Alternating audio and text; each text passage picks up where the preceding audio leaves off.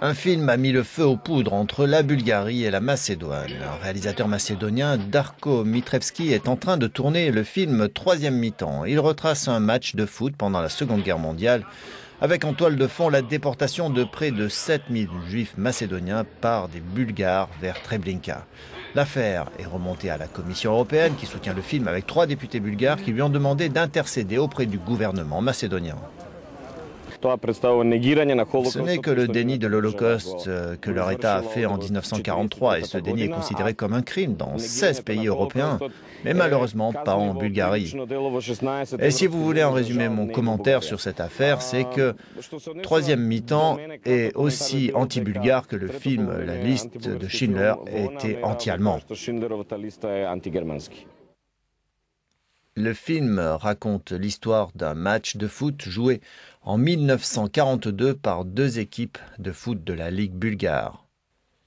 Entraînée par un coach juif, l'équipe de Macédoine, alors occupée par la Bulgarie, remporte le match. Les Bulgares envisagent alors d'éliminer l'entraîneur juif. Près de 70 ans après, les historiens s'affrontent sur les faits. Le directeur du Musée national historique bulgare donne sa version.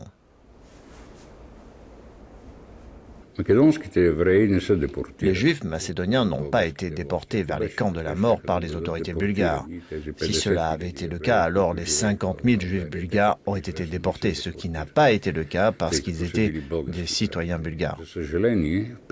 Malheureusement, en 1941, l'Allemagne n'a pas accordé aux Juifs macédoniens, soit environ 11 000 personnes, la citoyenneté bulgare. Et à cette époque, le gouvernement bulgare a dû se plier à cette décision.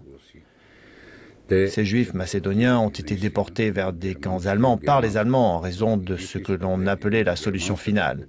La Bulgarie a réussi à sauver les Juifs bulgares.